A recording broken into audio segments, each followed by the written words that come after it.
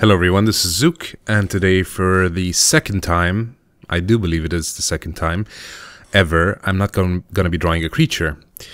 I was contacted yesterday or 2 days ago, I'm not sure. Anyway, some guy messaged me saying that he wanted me to design a tattoo for him based off the Orc Crest, or the Orc Crest, or the Icon of Battle. There are like a million different names for it. It doesn't matter. It's the symbol from Warcraft 3 and World of Warcraft, which you see like everywhere on every single banner and flag. It's a pretty cool symbol, and I can understand why he would want it tattooed on himself, partially. It's about WoW, so in that sense I don't, but the symbol itself is cool.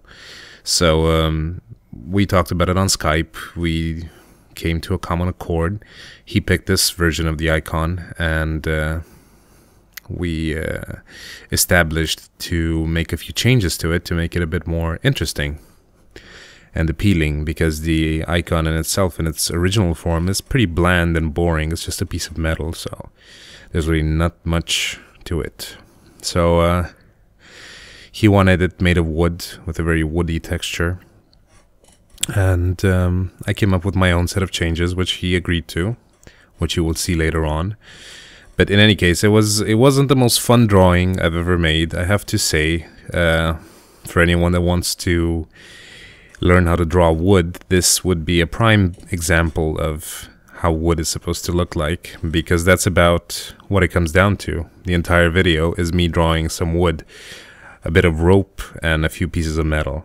So I'm sure it's not the most interesting thing in the world, but for those of you that want to get better, it's probably somewhat useful, hopefully. I did my duty. I posted a goddamn video, so it's, I feel better now.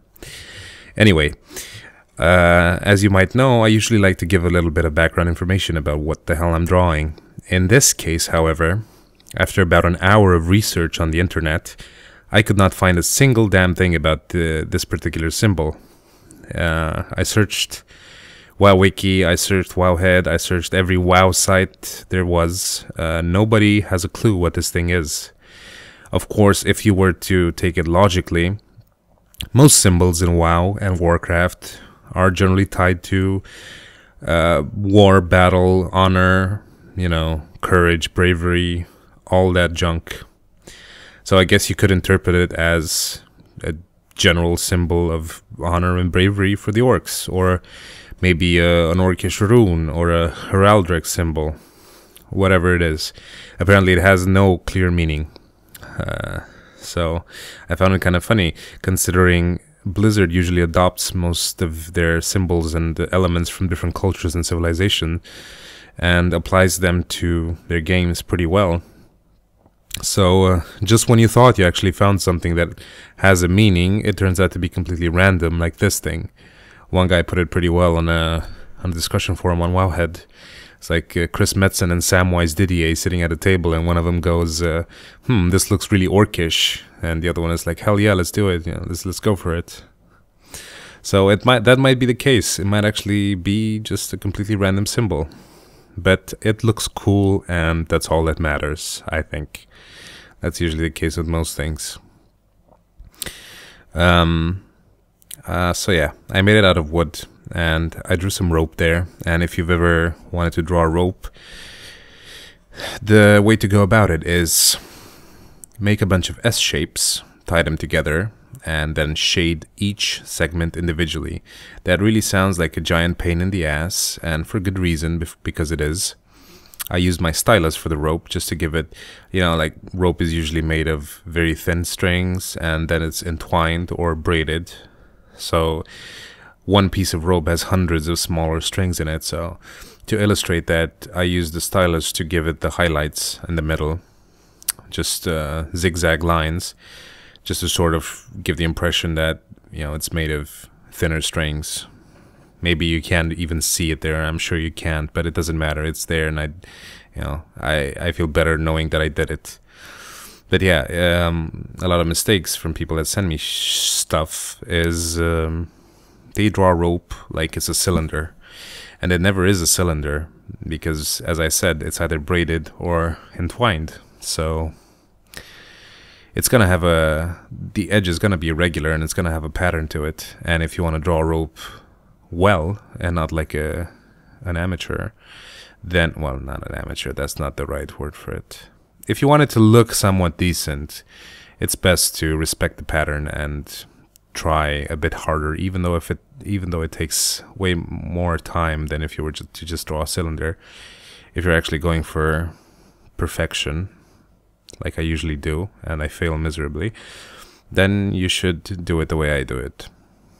Now, I'm not saying that to sound cocky, I'm just saying I do it the same way other people do it as well, so it's not like I come up with anything. But yeah, what can I say about the drawing? I'm just drawing wood over and over again. Wood is somewhat random and chaotic, at least that's how I make it out to be.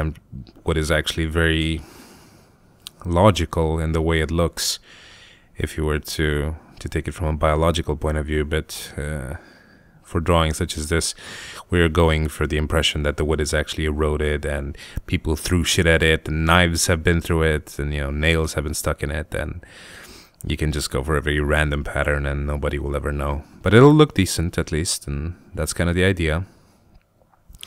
Also, this drawing was supposed to be used as a reference for the tattoo artist, so obviously this effort that I put into it wasn't necessarily needed because the tattoo guy is going to give his own personal touch to it as well, like any tattoo artist should, because then he's not really an artist if he doesn't. He's just a guy with a tattoo gun copying other people's shit.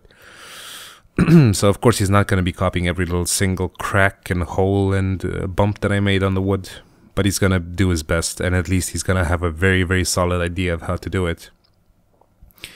So, you know, it's kind of nice knowing that something that I made is going to end up on some guy's body forever. Hopefully he doesn't get hit by a bus the second day. That would be kind of a shame. But yeah. So if he's actually going to go through with it, it's kind of nice knowing that I drew this thing and now he has it on his skin forever. In the middle, there's a diamond shape usually in the normal horde symbol, but I chose to replace that with a skull because we all love skulls. They're one of my favorite things. I don't know if everyone loves skulls. I just know I do. I think they're cool. I try to put as many skulls in my drawings as I can. Skulls have always been nice. And they were friggin' pain to draw as well. Like, seriously. I still have no idea how a human skull actually looks like. I just try to do something whenever I can. But yeah, that's the tattoo, and I'm gonna be mailing it to him by snail mail. And hopefully he'll like this. But, I don't know. I guess I'm sure this video wasn't remotely interesting, at least compared to my other ones, but I hope some of you got something from it, somewhat useful information, and I guess I'll see you next time. Bye bye.